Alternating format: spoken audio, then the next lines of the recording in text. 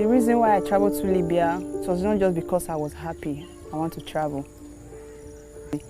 I have a friend who is in France. She was the one actually that convinced me. I was convinced with what I was seeing on Facebook, social media, but she never told me the risk. I was finding it difficult to cope until my friend told me there's a big opportunity for me when I get to Europe. As a stylist, I will get a youth paid. I saw a friend who talked to me about a journey, and I migrated to Libya. It all begins with a desire for a better life and a promise by some very close persons or friends in the neighborhood to make that dream come true in a foreign land.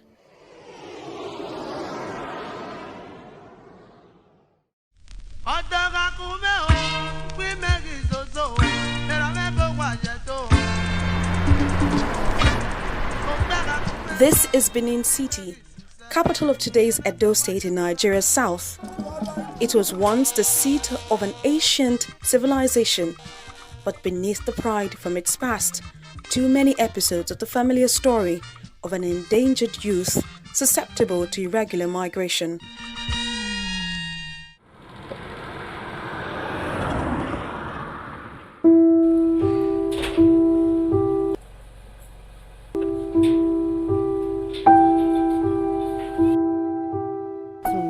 One of them is happiness. When she could no longer contain the unhappiness she felt after losing one of her 3 children, a last child who was just 1 year old, she became desperate to make the journey, leaving her remaining 2 children here in Nigeria. Happiness wanted to find a husband whose whereabouts had remained unknown after he also embarked on a similar journey. She hoped to find him and bring the family together. If that's not possible, make some money to make the family happy. Because the father traveled through that same Libya route, so he was in Libya and couldn't take care of our responsibilities because he said he was truncated, he was being kidnapped. So after some months, years passed by, I didn't hear from him. Then I decided to migrate also because the suffering was much for me. But what happiness found instead on her way to the supposed better life was all too familiar. The starvation, the battering, the sexual abuse, the servitude. How she and others were repeatedly kidnapped and traded as slaves along the Nigeria-Niger-Libya route. Even when some are lucky to return in one piece, coming face to face with the same environment they had left in the first place is often the first point of uncertainty for what the future holds.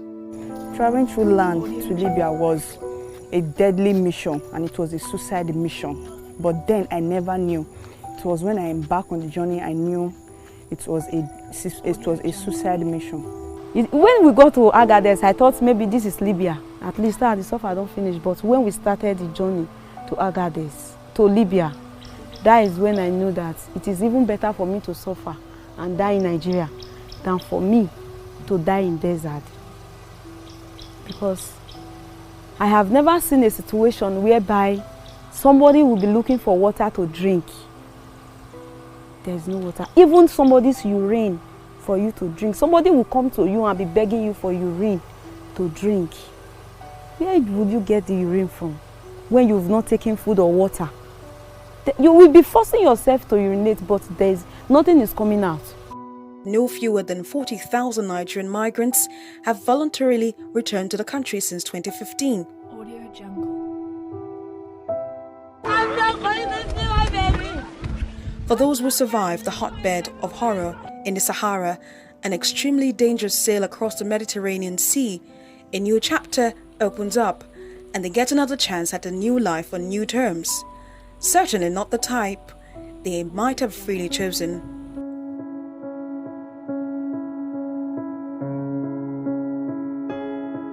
Often when they return, it's a return to the beginning, further behind where they were when they left. It was not really easy for me to get back to my feet. It was, in fact, I felt like killing myself when I came back. Because at that particular time, there were people laughing at me. Look at her, she go Libya. The news has already gone past everywhere that I've traveled to Libya. I left my kids, so I was ashamed of myself. When I came back, I was homeless. Because who will I go and meet? But I was having the mindset to commit suicide. I won't lie to you. Because no house, no shelter. Where will I start from? No home. Who will I call? Even my family, I don't even know her. When I lost my parents, how I've been living my life. Then every time, I was always thinking of, I want to take rope.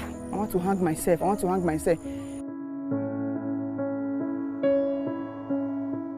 With the light of hindsight, their approach to life becomes different. They easily tell their stories, discouraging others from following that example. Please, do not allow your children to travel through land. And my brothers and sisters that are watching me, that are listening to my voice right now, do not be deceived with what you are seeing on social media. No matter the little you are earning, no matter what you are doing, big or small, be contented with what you have. Do not let anybody deceive you. For it's a better life for you tomorrow. With your own hustling, you can make the green greener.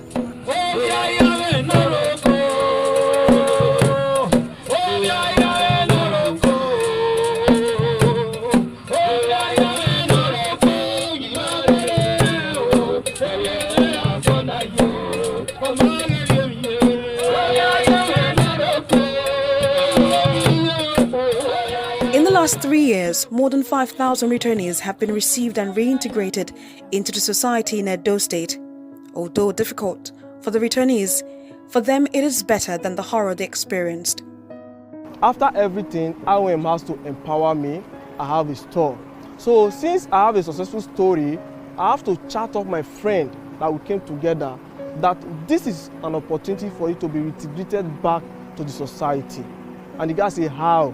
I said, you remember those people called IOM who brought us back from Libya? He said, yes. They have reintegrated me. I snapped my store and I showed him. He was like, how? I said, yes. It's just empowerment. They are reintegrating returned migrants from Libya. So you can come back home, then you go. But I thank God for bringing me back. I thank IOM most especially for bringing me back, because if not that they came to my rescue, I would have still been in Libya, or maybe I would have been dead by now. I would have been dead by now. So when I came back, it was I became a laughing stock to the community. This information, it go save you. It go save your brother. It go save your children. Not be waiting they talk whether they kick goats. Now either they talk whether they chop ammo. If your children were dead here, call you, tell you. The reason why they not they spend money when they follow road enter. Now suffer when they suffer, not be their fault. Many people don't die. Many people don't die. I beg to save you, to save our children, to travel through Libya. It's not good though.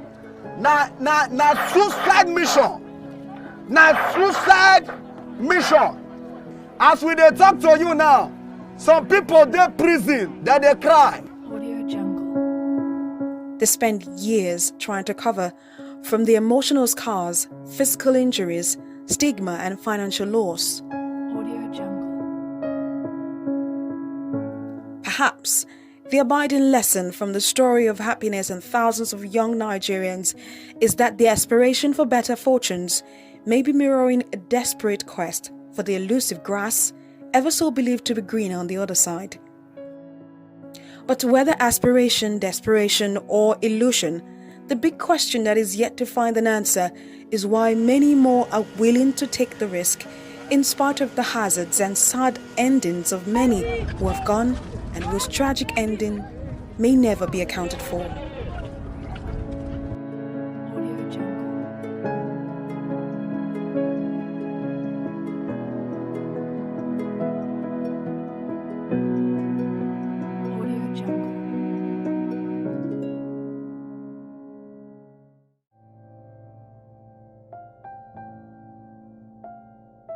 Audio Jungle.